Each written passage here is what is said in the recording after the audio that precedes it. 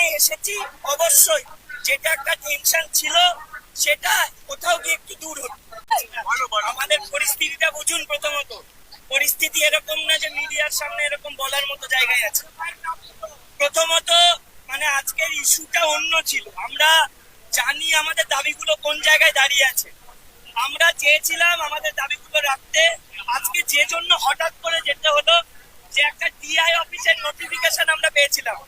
সেই ডিআই অফিসের নোটিফিকেশনে এটাই বলা ছিল যে specifically not found to be tainted, তাদেরকে সার্ভিস কন্টিনিউশন দেওয়া হোক 31/12/2025 অব্দি according to Supreme Court verdict. তারা কারা, তাদের একটা লিস্টও পাঠানো হয়েছে। আমরা সেই লিস্ট জানি না, সেটার ক্লারিফিকেশনের জন্যই আমরা গেছিলাম। আলটিমেটলি যেটা আমরা জানলাম, দেখলাম যে গতকাল যে বিষয়টা হয়েছিল, যে থার্ডের পর থেকে বাকি কাউন্সিলিং গুলো ওনারা স্কুল যেতে পারবেন না বা ইল্লিগালিটির মধ্যে পড়ছে, টেন্টেড নয় কিন্তু ইল্লিগালিটির মধ্যে পড়ছে, এরকমটা উনি ভেবেছিলেন বা করবেন বলছিলেন। সেই জায়গাতেই আমরা মানে সম্মত হয়নি। তো এখন আজকে সেই জায়গাটা ক্লিয়ার করে বললেন যে সমস্ত যোগ্য শিক্ষক শিক্ষিকা, সমস্ত যোগ্য শিক্ষক শিক্ষিকা ইরেসপেক্টিভ অফ কাউন্সিলিং এর কোনো এর মধ্যে ব্যারিয়ার নেই। সমস্ত যোগ্য শিক্ষক শিক্ষিকা তারা স্যালারি পাবেন, তারা স্কুলে যেতে পারবেন 31/12/2025 অব্দি। আমরা এতে শুধু কি সন্তুষ্ট? একদমই নয়, একদমই নয়।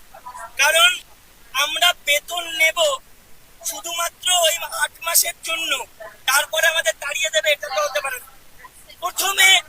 প্রথমে একটা কনক্লুশনে এসেছি অবশ্যই, যেটা একটা টেনশন ছিল সেটা কোথাও গিয়ে একটু দূর হলো। কিন্তু সেকেন্ড, আমাদের তো আলটিমেটলি কোর্টে জয়ী হতে হবে, চাকরিটায় পুনর্বহাল থাকতে হবে।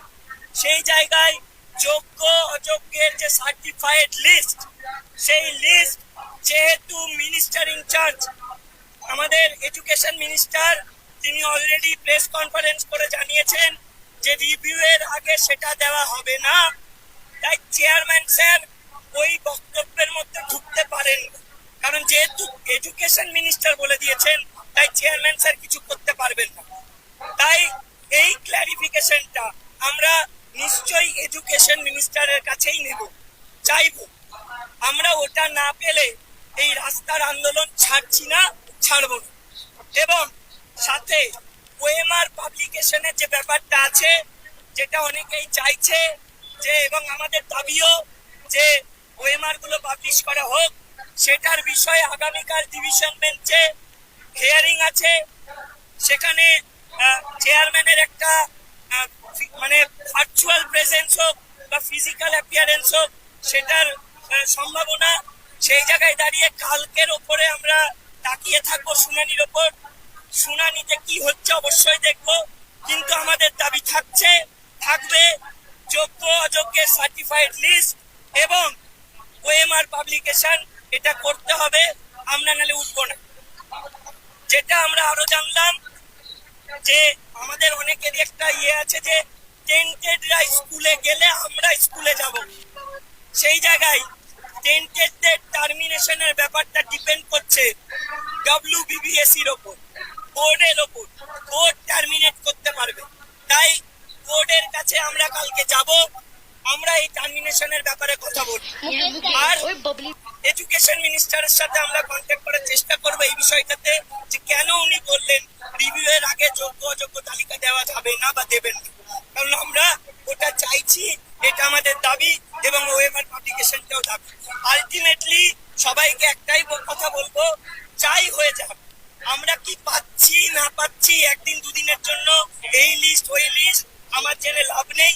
আলটিমেটলি যারা চুরি করেছিল, যারা দায়ী আমাদের এই মানে পরিস্থিতির জন্য, যারা দুর্নীতি করেছিল এবং দুর্নীতি করে চাকরি করেছিল, সকলের দায়ে আজকে আমরা এখানে।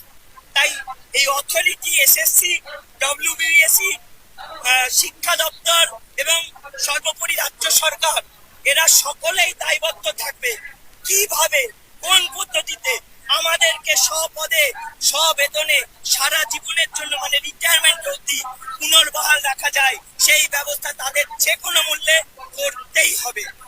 এর বেশি আমাদের কিছু আর বলার নেই।